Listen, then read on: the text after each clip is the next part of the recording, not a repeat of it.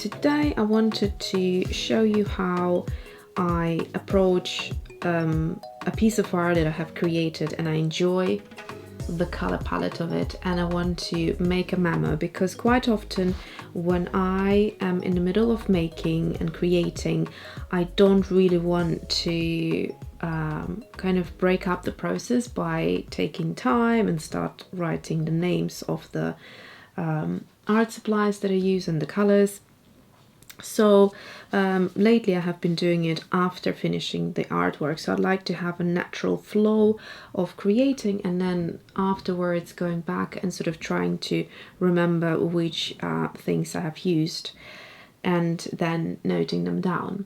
So that I recommend doing soon after, either the same day or the day after, because eventually you'll start forgetting exactly what colors you mixed, what you've done, etc. Because, you know, if you do this quite frequent and often, you'll have many different color palettes. So in this case, I have been swatching out the Line and Wash Derwent set, so I'll try to link you to it if you haven't seen it yet.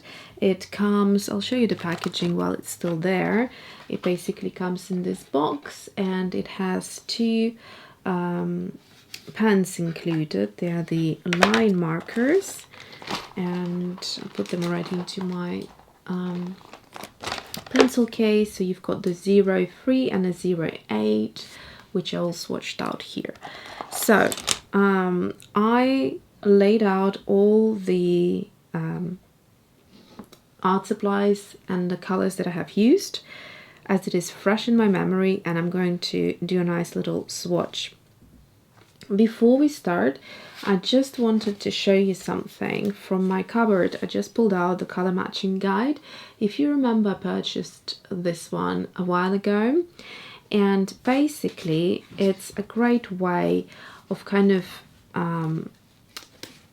realizing how you can mix these colors in sort of like watercolors as well. So for instance, if you really liked this color and you wonder how you could recreate it to that exact color match, you try to find it in your magic palette. And so here I can see there is at least, well, I'd say 4 different versions. So this one here is a bit too cool toned pink, so we're looking at the warm tone. So I would take this one, the 9, away, and I would focus on the 7, 8, 10 and 11. And what I would do then is try and see which color it's more kind of close to. So is it this one, or is it this one? Is a bit too dark. This one is a bit towards cool toned, and this one is a bit dark as well. So I'd say the first one is the closest match. It's got that perfect kind of warm toned peach. So then if you look at it, it says here cadmium red light, and then you obviously add white to it and you get to that lightest color. So you would know which of the colors to use from your watercolor pigments. And here at the back it basically tells you, so if you find cadmium red light, the pigment is PR108, and then cadmium red medium, PR108 as well, and then red deep is the same pigment. So they are the same pigments, but they're just a different, slightly different colors. So this little tool is quite helpful.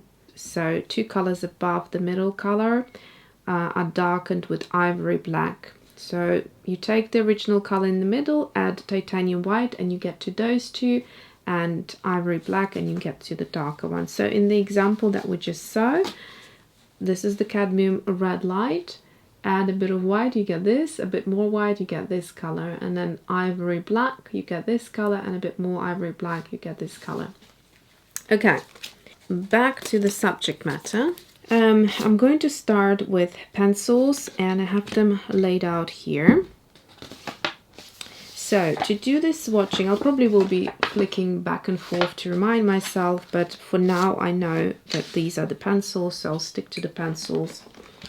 So I counted 9 colors, and to do the this little swatching area here, I used this element from my color theory. I stamped this entire element fully and then wiped with my finger the top of it and stamped another 4 so that we get to the 9 colors. And now I'm going to swatch out. So the first color is Derwent Inktense in Sherbet Lemon. Gorgeous color. In fact, I'm going to use my beloved Illustrated Faith Bible mat, but one of my lovely subscribers and viewers who has been on this channel for a really long time has recommended, if you can't find this Bible mat, you can also use Yupo paper. So I've got an example here of Yupo Heavy, and it's like, you know, like cardboard. It's really thick. I don't know if you can see the thickness of it, but it would be a good substitute to use instead of that, because basically this is plastic paper. So there you go. Right, next color is Spring Green. These 3 greens next to each other, they make a lovely botanical color palette. Now I'm swatching it only two-thirds of the way, because these are water soluble, so I will add some water and I want to dilute it towards the end so we have a gradient. It is super hot today, by the way, 31 degrees. And yeah, we had lovely 28, around the mark of 28 degrees. So now light olive was the final color. Now moving to Derwent Color Soft, and this is pink. Lovely, lovely color. It's sort of, it glides on the paper so beautifully. You know when you take a chalk and you glide it on paper, just like sort of like powder, very smooth. These do the same, but they're not chalks obviously, so I love the Color Soft. I tried some of their colors and I love their pink range. Now we're moving on to Derwent Drawing Pencil, and this is Light Sienna. Gorgeous pencil, very close, but even more pigmented to the Color Soft. Oh, actually, these are colored pencils, so they're not going to dilute with water, so I'll just do a full swatch here. I forgot about the gradients. We're not going to have much of a gradient. Let's see if I can do a bit of a gradient here.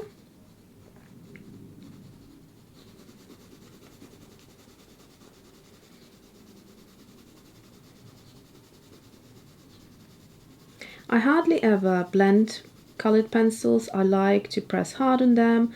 I like the color that I get out of the pencil, so that's the way I use them. So I'm not very good at blending and doing gradients and things like that, but I try. There you go.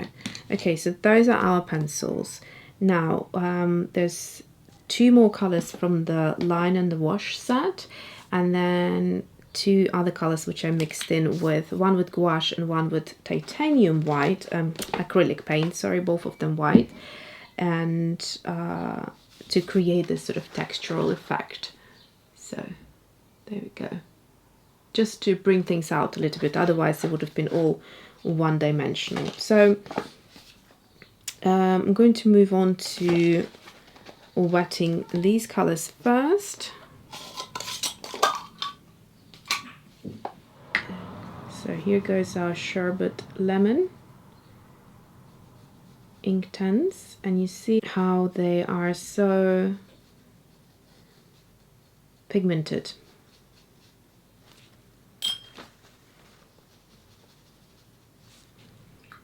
Okay, next color we have here is, what was it again? Spring Green. Also, look how juicy it becomes.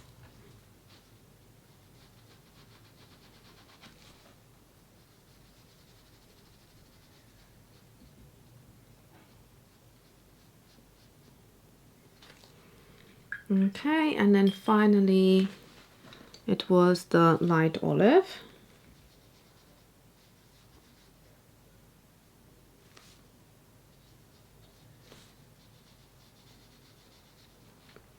So the Inktense are nice and pigmented and vibrant. They're really, really good.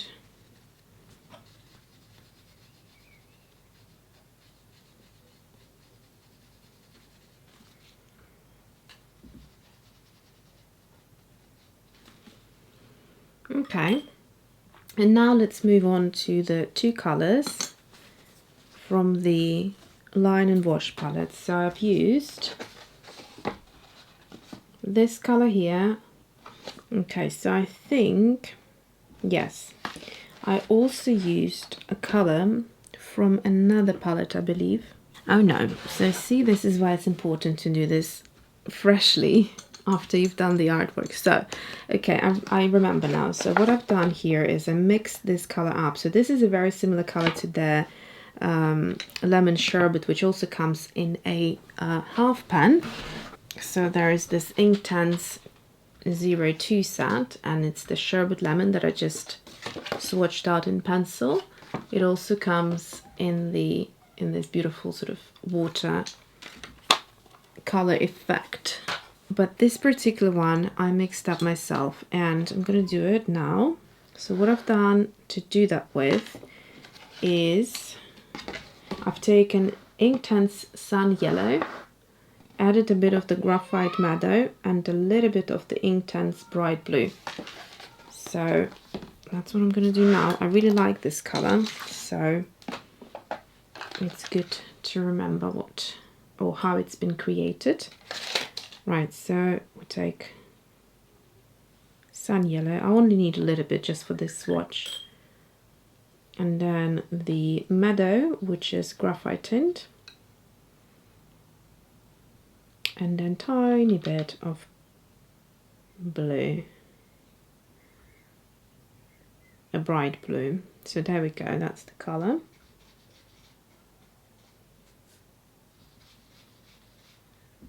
You get these lovely speckles from the graphite tint, which would be the graphite basically.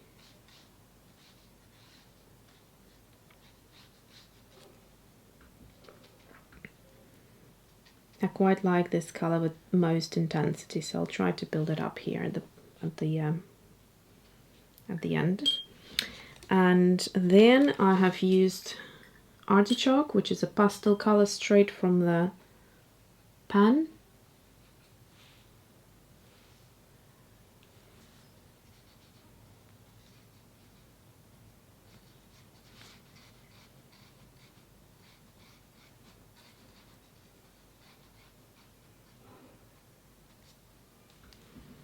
Okay, and now the other two colors that I have mixed up, one was with gouache, so let me do that. Such a lovely color palette, isn't it? Once you lay it out like that on paper, well, you would do on paper anyway, but what I mean is you break it down into color by color rather than having it layered, and it becomes more clear sort of what exact colors you have had there. And you can, you know, like if there's a certain mix you really like, you can remember that. Or if there's actually the whole color palette that you like, you can repeat that. Or if you wanted to take a couple of colors out and try something new next time by inserting another color, you totally can do that. So really, really useful. So the color theory set is currently sold out. There will be another restock. So I'm planning it in July, and I will definitely let you know of the dates when it comes into my shop at Alyona Create. So now I'm going to take Poppy Red,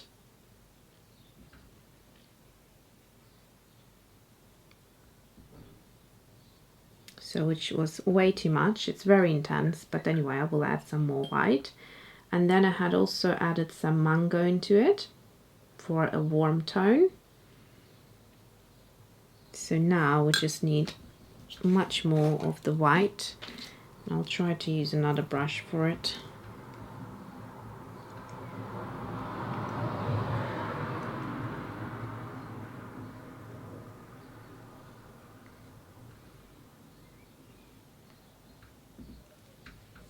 Let's start with this amount and we see if we need any more. So I'll go back to this, and here's the color that we had. So a bit more white and definitely more water. So you can see about there, this swatch right here is what we're looking for.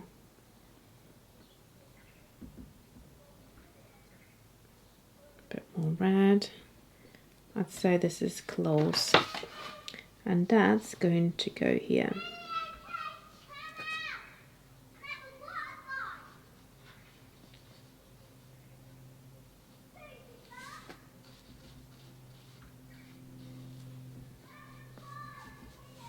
So this being gouache, I think I'm just going to layer it as it is, because I used it for its opacity. So I could do a gradient, but I really don't like gradients with gouache because they have so much white in them. Usually they don't look great, so it's going to be a solid swatch. So what I've done for the acrylic paint here, as you can see, it's a lighter tone than the gouache that's speaking out here. So what I've done is I used actually this same mix. I didn't do anything different. I didn't start mixing up a new color, and then I just added white acrylic, which is this one here, Liquitex Titanium White, and I basically just mixed that into it to make a lighter tone of this color. So we're still staying within that same range, and I'm just going to check. Yeah, that looks about right. Maybe just touch more pink into here. There we go. So that looks good. I'm just going to swatch that out here.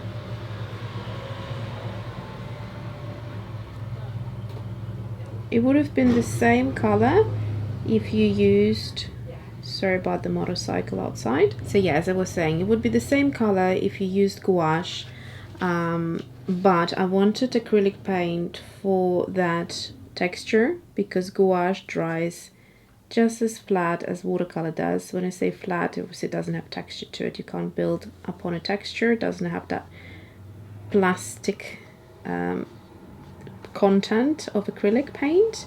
And so what I'm going to do here is I'm going to create a bit of a texture so we remember that that's acrylic. So that's it. I'm going to title all of that so that I can now remember exactly what it was, and now I could refer to it. Preferably I like doing it on opposite sides to the artwork, but in this case, because I've done the swatches of the line and wash set, I didn't have space to do that with. But you know what I could do from there, I could then take some of those colors or all of the colors and maybe create a different piece of art. Rather than abstract, I could do a botanical or something like that, or even create a doll illustration with a nice summery dress or something like that with loads of springy and summery colors in there. So let me go ahead and write down everything, and then I'll give you a close-up so you could write down or note the colors that you enjoy and maybe want to add to your collection. All right, so I have made sure to clean up the palette straight away whenever you're working with acrylic paints. It's advisable. I personally never let acrylic paint dry in the palette, but I have heard from Natasha Newton recently in one of her latest videos that if you use it in a ceramic palette like this, you can kind of let it dry, and then I think soak with water for a little bit and then give it a little scrub and it comes off. Haven't tried it, but apparently it's okay to do that with. So here is the palette. I will show you again the original artwork right here, and then the breakdown of the palette. And here you can see. Also, the way I stamped it is vertically, but you can also stamp it horizontally if that's sort of the orientation of your sketchbook. If you're working in a landscape sketchbook and you would want to have a longer strip, or if you have more colors that you can't fit in this way, you can just play around with the stamp set whichever way you wanted to. But I'll give you a nice view of all the colors. You can pause here and write down anything you fancy. Okay, so that's it for today. I hope you are having a lovely, lovely day, and I will see you soon.